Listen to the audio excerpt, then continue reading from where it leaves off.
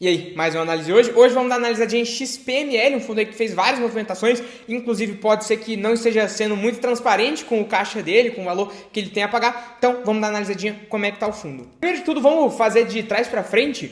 O fundo ele fez uma emissão recente, no meio do ano mais ou menos, que captou quase 2 bilhões, então um acréscimo aí de 50% da base antiga dele, né? Ele tinha um valor de mais ou menos 4 bilhões, então meio que 50% a mais do que ele já tinha.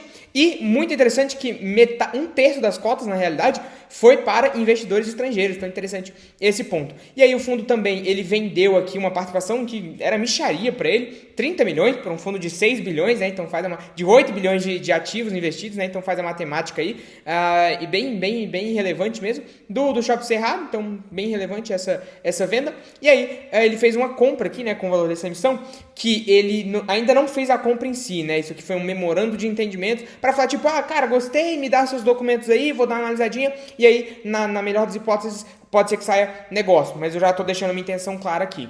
E aí, nesse caso, foi uma aquisição, né? É uma aquisição de 250 milhões, que 125 milhões vão ser pagos no dia de assinatura do contrato, né? E aí 25 depois de 12 meses, e aí 25 depois de 18 meses, e aí tem a correção de IPCA. E aí o shopping da Multiplan, normalmente, né? Esse aqui é o Jundiaí Shopping da Multiplan, normalmente eles são shoppings bons, de qualidade, que não dão muita dor de cabeça, bem localizados, então tem essa ideia, né, de mercado de que, nossa, comprou o Multiplan, fez uma ótima compra. E que, de fato, né, não tem muito o que contrariar em relação a isso, mas é uma aquisição aqui do fundo. Parece até que, de certa forma, ele não pagou caro. Interessante esse ponto.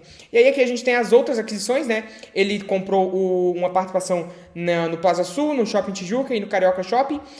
Comprou 10% do Plaza Sul, 10% do Shopping Tijuca e 20% do Carioca Shopping. E aí ele já tinha participação no Plaza Sul. E aí todas essas aquisições aí, que dá mais ou menos 40% de shoppings em geral, foi de 400 milhões, e aí vão ser pagos 230 milhões na assinatura do contrato. Esse também foi um memorando de entendimento, né? Não foi uma compra em si, aqui foi um MOU, né? Um memorando de entendimento, não foi uma compra em si, mas 230 milhões pagos na data que for assinado o contrato e 163 milhões pagos depois de 24 meses. E aí, nesse caso, tem que ser aprovado pelo CAD, ainda tem uma due diligence para fazer ali, mas enfim, é uma aquisição grande, né? Uma aquisição grande, e para mim ela pareceu um pouco cara. Mas aí agora, no relatório do fundo, tem alguns pontos que eu acho interessante a gente destacar. Claro que analisar shopping, eu vou repetir isso no final, mas analisar shopping é outro rolê, né? Então essa é a primeira análise que a gente está fazendo aqui de shoppings mais detalhada no canal mesmo, mas é outro rolê. Não é igual analisar fundo de CRI, não é igual analisar fundo de infra, não é igual analisar fundo de galpão logístico, não é igual analisar fundo de renda urbana, é outro rolê totalmente diferente, vocês vão perceber isso ao longo do vídeo aqui. Mas já começando, né, um fundo que hoje ele tem de patrimônio líquido mais ou menos 6 bilhões e meio, né, 6 bilhões e 600 aí. E aí, no comentário do gestor aqui, eu não vi muita coisa para comentar de importante, além dessa Semana Brasil aqui, Dia do Cliente em setembro, que são coisas para aumentar a venda dos shoppings, né? Mas o fundo, no mês de outubro, ele distribuiu 0,92 por cota, e aí a receita aqui a gente pode ver que foi maior do que a média dos últimos meses aí, mas a despesa operacional e a despesa financeira também, né? E aí todo mundo fala, não, então quer dizer que o shopping tá ganhando mais dinheiro, quer dizer que ele tá bom. Tem que lembrar sempre, tá? A gente vai ver isso nos indicadores ali no final do vídeo, mas de que este valor aqui, ele é um valor que você não pode comparar com o valor dos últimos meses ou até dos últimos anos, porque o fundo fez aquisições. Então, ele aumentou a capacidade de girar a receita dele. Então, a métrica que a gente usa normalmente é a receita ou lucro por metro quadrado, porque mesmo que ele continue comprando o mundo, a receita por metro quadrado ainda é uma divisão por metro quadrado. Então, a gente usa essas métricas e não a métrica pura em si, né? A despesa operacional e despesa financeira também foram mais altas. E aí, ele teve um resultado de 41 milhões ao todo, né? O que deu 0,8 mais ou menos, mas ele distribuiu 0,92 por cota, o que é um rendimento distribuído de 51 milhões quase. E aí, nesse caso, a gente está falando que ele usou muito da reserva aqui. Eu não sei o quanto de reserva que ele ainda tem, achei que faltou essa informação. Aqui ele mostra que tem 0,34, mas aí ainda tem, considerando o saldo do Fundo Internacional Guarulhos, tipo, não é uma reserva que a gente pode realmente se basear, mas realmente parece que agora o fundo está sem reserva, no meu ver, né? Me parece que ele está sem nenhuma reserva para ser distribuída. E aí, será que ele vai conseguir manter o patamar de distribuição? Claro que tem todas as compras que a gente comentou, né? Foram 2 compras aí que estão no memorando de entendimentos, que podem estar vindo para o fundo, ainda teve umas outras aí um tempo atrás, Mas assim, de toda forma, será que ele vai conseguir? É uma dúvida de verdade mesmo. Será que ele vai conseguir manter esse patamar de distribuição por cota, já que claro que ainda tem dezembro aí, né? Novembro, dezembro, que são meses normalmente mais fortes por conta do Ano Novo, Natal e algumas outras datas comemorativas, né? Halloween também no final de outubro ali. Mas de toda forma, não é uma dúvida que fica. É uma dúvida que fica. Se ele realmente vai conseguir manter esse patamar de distribuição. Por conta desse valor baixo, uma falta de reserva, enfim. E aí aqui, olhando no cronograma de desembolsos, é onde realmente o filho chora e a mãe não vê, né? Por que o fundo me parece que ele não tá sendo transparente, né? Porque aqui dá pra ver, a gente sabe que o problema da XP é dívida e parcelamento.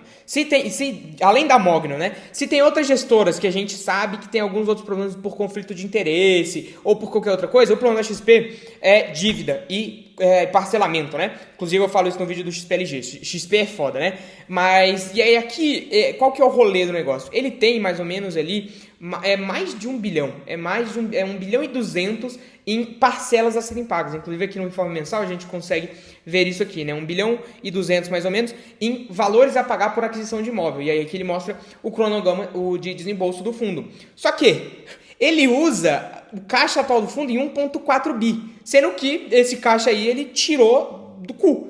Porque se você olhar aqui no próprio informe mensal, claro que esse informe aqui é do mês de setembro, não do mês de outubro, porque a gente ainda não tem um informe do mês de outubro, a gente pode ver aqui que o valor em caixa dele é de mais ou menos 1,3 bi. E aqui já está em 1,4. Mas lembrando, a gente tem 230, claro que são memorandos de entendimentos, as compras ainda não foram feitas, mas vamos usar o caixa real, porque se o fundo assinou um memorando de entendimento, a gente entende que ele quer comprar, né? Inclusive, naquele relatório ali, deixa eu pegar aqui, nesse relatório aqui, a gente tem, ele comenta aqui que para fazer essa compra, talvez ele possa fazer uma nova emissão de cotas, porque ele fez uma emissão, mal alocou o recurso ainda e já não está podendo mais gastar esse recurso. Então, assim, ele fez a emissão justamente para tomar um fôlego ali, tomar um ar, tomar um oxigênio, para poder continuar rodando a operação, porque ele mal fez a aquisição, mal alocou o recurso, mal fez a captação, mal alocou o recurso e já está com a estrutura fechada ali, não vai poder fazer muitas movimentações e já talvez tenha que fazer uma nova emissão de cotas. É interessante. Isso para uma compra pequena, né? Uma compra de 400 milhões aí para um fundo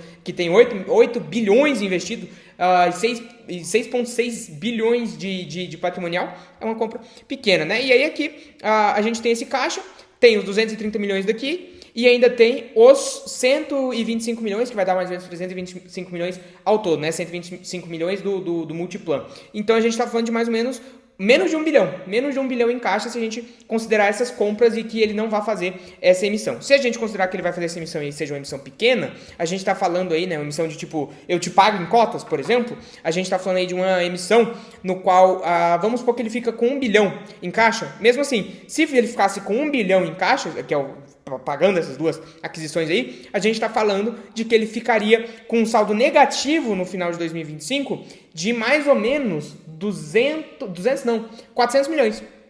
Um saldo negativo de 400 milhões. Então, você pode ver que só até o final de 24, que ele ainda tem essa parcela aqui para ser paga do SIM, né? Inclusive, vamos dar uma olhadinha aqui no fato relevante para vocês verem quanto que vai ser. Deixa eu pegar aqui ao vivo aqui com vocês, da SIM, né?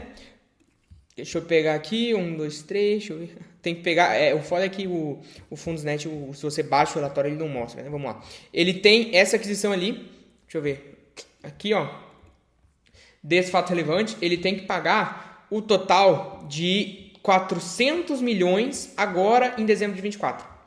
Ou seja, ele tem 1 bilhão em caixa, fazendo essas duas compras aí.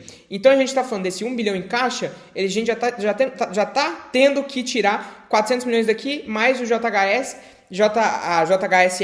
então a gente está falando que ele já teria um desembolso, ele já ficaria com 400 milhões. E aí, até o final de 25, ele teria que pagar mais esse aqui. Então a gente já está falando que ele ficaria com um saldo negativo, fazendo a correção aqui, de 200 milhões, não de 400, 200 milhões. Então até o final de 25 ele ficaria com 200 milhões negativos. E aí ele terminaria o ano de 24 com um caixa ele terminaria o ano de 24 com um caixa de mais ou menos aí uns 400 milhões, se a gente considerar essas parcelas que ele tem a pagar aqui, né? E lembrando, tá, que isso aqui, além de, não, mas aqui você tá pegando o informe do mês de setembro, então do nada pode ser que o fundo tenha aumentado 0,1 bi de 100 milhões aí de caixa, de um mês pro outro, apareceu, surgiu. conto de fadas, né? A fadinha foi lá, fez plim, plim, plim, pau do plim, plim, plim, e aí surgiu 100 milhões no caixa do fundo. Bom, então a gente está falando que o próprio relatório está se contradizendo, porque se a gente desse aqui, o fundo ele tem, ele mesmo diz, presta atenção, 1 bilhão e 300 milhões em caixa. Então, da onde que ele está, considerando que ele tem 1,4? Aí, o que eu deduzo aqui, mais uma vez, que nem eu fiz lá no vídeo do Gary11, que também está aqui no canal, é que ele está considerando esse CRA aqui como caixa, enfim, que assim, ele pode considerar até com uma disponibilidade forçando a barra, mas como caixa, eu já não sei, né? Ele tem um investimento em CRAs aqui, enfim, ele pode estar considerando outras coisas nessa conta, mas não é a conta ideal a se fazer, né? De toda forma, mesmo assim, considerando que o valor fosse de 1,4, a gente ainda está falando que com essas duas compras aí que ele também não está considerando, que ele também ficaria devendo, né? Então, fica aí esse ponto aí do XPML, porque é o maior fundo de shoppings hoje, é um fundo que, falando em qualidade de ativos, é o melhor que tem, salvo raras exceções aí que às vezes não são nem conhecidas direito, mas é o melhor fundo que tem. É o melhor fundo que tem de shoppings. Vamos simplificar aqui. E aí, nesse caso, é um fundo que não está sendo muito transparente em relação à matemática aqui das coisas. Não está considerando as compras. E aí, mesmo que faça emissão e que pague em emissão, tem que considerar, tem que levar em conta. E também não está... E lembrando que isso aqui, olha aqui, tem um asterisco. Esses valores não consideram os custos de imposto sobre transmissão de bens móveis, ou seja, pode ser que aumente, reajustes aplicáveis nas parcelas pendentes, então pode ser que aconteça reajuste também, que o valor seja maior, e ocorrências de earnout. Né? O que é o earnout? O earnout, ele é o seguinte, a mesma coisa que aconteceu aí no futebol com o Jude Bellingham, né? Se você acompanha o futebol, sabe que o Jude Bellingham ele era um jogador do Borussia Dortmund, que foi vendido para o Real Madrid. E aí tinha uma cláusula de earnout, né? Além da venda do valor do Jude Bellingham, se o Jude Bellingham, por exemplo, ganhasse uma Champions League, o Real Madrid teria que pagar um valor para o Borussia Dortmund. Isso é um earnout, que é, caso o meu ativo, né? Que nesse caso aqui pode ser os shoppings, né? Pode ser os ativos do fundo, e no caso era o Jude Bellingham, a gente está falando que caso esse meu ativo performe melhor do que você esperava, ou performe dessa certa forma aqui, eu ganho um a mais, eu ganho um extra. Então a gente ainda nem está considerando isso nessas contas aqui. Então é um ponto a se fazer jus, né? O fundo ficaria com um valor negativo em caixa e ele ainda nem está considerando isso, ele inventa um valor acima aqui no caixa, então foi um ponto que eu não gostei, né? Até porque a gente sabe que o problema da XP é dívida. Que se fosse qualquer outra gestora, eu poderia falar, pô, será que não tem alguma coisa que eu não tô vendo? Mas não, como é a XP, gosta de ficar no carnezinho, no parcelamento, na dívida, no CRI, não sei o quê, que inclusive, em dívida, é um fundo que até me surpreendeu, porque em CRI, ele não é um fundo que tem muito a dever em CRI, ele tem mais a dever em parcelamento com o próprio vendedor, né? Ele faz uma dívida ali com o próprio devedor que ele vai pagar depois, corrigido por IPCA mais 7, por exemplo, né? E aí a gente também tem os CRIs aqui, que como eu falei, me surpreendeu por ser um valor baixo. E da mesma forma, aqui nesse 1,4 bilhão, que na verdade é 1,3, que na verdade pode ser que seja menos de 1 bilhão por causa das compras aí que tem para vir, a gente ele ainda nem considera os CRIs. Então olha que interessante, se a gente descer um pouco mais aqui embaixo, a gente vê o cronograma de pagamento dos CRIs, né? A gente, mesmo assim, mesmo que até 2027 seja um valor pequeno, 15 milhões, 23 milhões, 28 milhões, não seja algo que vai impactar muito o fundo, a gente ainda tem que considerar esses valores aqui nessa conta maravilhosa que ele não colocou, né? E aí aqui, assim, claro que são valores pequenos, mas a gente tem que lembrar que ainda nesse ano ele pagou, né? Não é que teve, ele pagou quase 90 milhões para amortizar um CRI. Então, ele pagou quase 90 milhões para amortizar um CRI. E aí, nesse caso, a gente tem que considerar, de fato, os CRIs nessa conta. E aí, ele também não considera. Então, para mim, ficou... Em relação às finanças do fundo, ao financeiro do fundo, eu achei que ficou bem não transparente, né? E que possa ser que venha a ter emissão aí, sendo que ninguém pediu emissão, né? Então, tem esses pontos para serem discutidos pelos próprios cotistas, né? Eu não sou cotista do fundo. Inclusive, o fundo hoje está pagando mais ou menos 10%. E ele está a 0,87 do VP. Ele teve uma reavaliação no VP aqui, né? Vamos mostrar aqui para vocês. Ele teve uma reavaliação no VP aqui dele. Então, bem no mês ali que ele começou a cair, que o mercado começou a cair, ele teve a avaliação e aí ficou mais alta ainda a diferença, né? Então, ele está abaixo do VP, a 0,87 desse VP aqui de 119 por cota. Então, a gente está falando de um desconto e de dividend yield de 10%, só trazer essa informação aqui mesmo, que eu lembrei agora. Mas, em relação às finanças, é isso, assim achei totalmente não conexo as contas, assim. Tipo, vamos considerar o que a gente quer e o que a gente não quer, que é CRI, o que a gente não quer, que é as compras, o que a gente não quer, que é o saldo real em caixa que a gente tem, aí a gente não considera não. Aí a gente deixa assim, deixa do jeito que a gente acha interessante, né? Inclusive, eu tenho uma séria dúvida também se ele vai conseguir manter o patamar de distribuição, porque a gente pode ver aqui que em maio teve uma queda horrível na receita de locação, não sei o que foi, nem quero saber, mas a gente tem aqui a receita de locação e ela tem, ele mesmo conta, né? As vendas, a gente vai ver isso nos indicadores, elas têm sido baixas, né? O mercado de varejo não tá bom nesse ano, né? Nesses meses, e aí a receita com locação está meio baixa, né? Então eu tenho uma séria dúvida se ele vai conseguir manter esse patamar de distribuição e manter esse yield de 10%, né? Então, inclusive, se a cota voltando ao VP e tal, e ele diminuindo o patamar de distribuição, é uma coisa que eu acho que não é provável que ele mantenha esse dividend yield de 10%, então saiba disso. Além disso, também, eu acho que dificilmente a cota poderia voltar ao VP, pelas condições em geral do mercado. Mas enfim, é uma ressalva aqui que eu também lembrei, né? E aí, aqui falando mais uma vez da carteira do fundo, né? Que quase 16 em caixa, que aí vai dar 1,3 bi e não 1,4 ou 1,5 ou 3 bilhões, como a gente quiser, né? Porque se é assim, se eu coloco o valor que eu quero, então eu sou bilionário aqui. Então aqui a gente está falando de um valor total investido de 830 milhões e aí um valor patrimonial de 660, né? A gente viu lá em cima.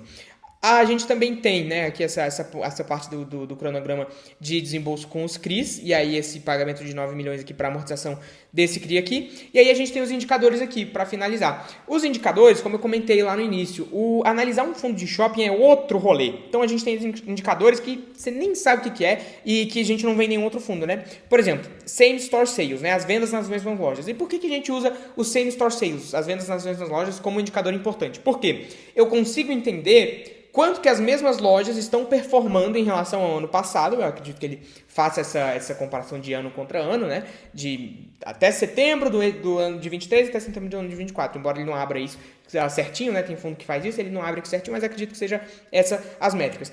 A gente consegue ver o quanto que as lojas estão performando contra elas mesmas no ano após ano. Porque, como eu falei, caso o fundo, por exemplo, considerar vendas ao total, se ele adquirir um novo imóvel, as vendas claramente vão ser maiores, que é o que acontece aqui, né? Vendas totais. 50% de variação anual. Claro, porque ele comprou imóveis, então tem que considerar as vendas das mesmas lojas. E aí a gente também pode considerar as vendas por metro quadrado. E aí, nesse caso, você pode ver que ele até está tendo um resultado negativo, porque esse ano, embora a gente ainda tenha o dezembro aí, Natal, Ano Novo, não sei o que, vindo aí, esse ano está bem fraco para o varejo em geral, né? Então, ter esse indicador aqui sobre análise também.